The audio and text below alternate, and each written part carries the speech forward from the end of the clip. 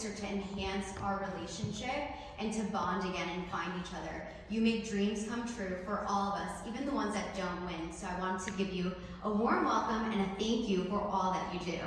Thank you.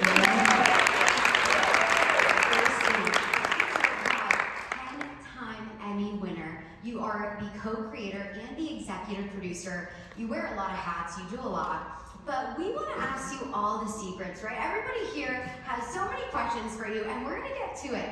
So I'm going to ask Elise a few questions first, then we're going to do a Q&A, so stay with us. And we have trivia, so one of you can win Elise's book. She's also an author. So you wear so many hats, so we're going to kick it off. All right, The Amazing Race was inspired by a backpacking trip around Europe after your graduation from FIT. So a little birdie told me that your roommate is here, who you backpacked with, right? Yes, so I'm a little surprised. My roommate from FIT, Lori Casey, is here. She flew in from Florida. Woohoo! I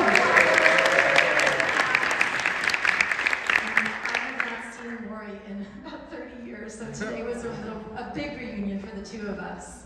And that was kind of the tipping off point for the idea for The Amazing Race. Okay, so tell us a little bit more about that trip in 1990, right? So what was it like traveling without smartphones, without social media? You know, we had to like print MapQuest out back in the day. So how was that, and how did it lead to you creating The Amazing Race? Well, Lori and I in 1990, in the summer of 1990, we went backpacking. I graduated from FIT that year, and my graduation gift was a flight to Madrid. That was a present from my mom and dad.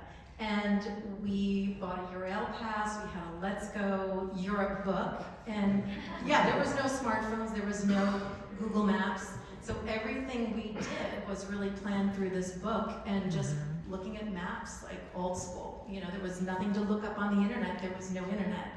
And we took about a 4.5-week adventure through Europe. And we, you know, the producer and me kind of laid everything out. That's kind of like I guess how my brain works. I just kind of planned out the trip. And everywhere we went, we met so many people. We stayed in hostels, and very different from now, where you would be like calling family to say, I'm here, or sending them pictures or videos on WhatsApp or something. Lori and I think made 1 or 2 phone calls back to our parents in the States, just to tell them we were okay. And that was like a $25 phone call for 1 minute just to say, we're okay, we're in Italy, or we're in Spain, or something. And about, 3 or 4 weeks into the trip, we had met so many people and made so many friends. It just was the most amazing experience of my life at that time, because I'd never been out of the country, and I think the same for Lori. And that inspired The Amazing Race, basically, because when I graduated with my degree, I don't know if you want to get right into this, but when I graduated, I started working in advertising. I worked at Ogilvy and Mather, I worked at DVD Needham, and I worked at Chiat Day. And I started a business, a graphic design studio in Tribeca. And it's a loft space, and I put local artist work up on the walls, and I had graphic design classes and